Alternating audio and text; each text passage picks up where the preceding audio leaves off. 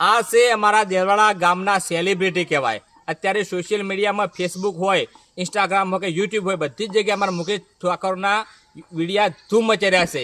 શેખ ને અને હું મુકેશ ઠાકોર અને અમારા દેલવાડા ગામનો સરપંચ શેઠ ને આ નાથ જોઈ લો શેઠ ને એમનું બુલેટ છે. આ નંબર જોઈ લો 5451 આઈસર નો નંબર એ છે. બધા મિત્રો સપોર્ટ કરજો અને બધાનું સારું જ થાય.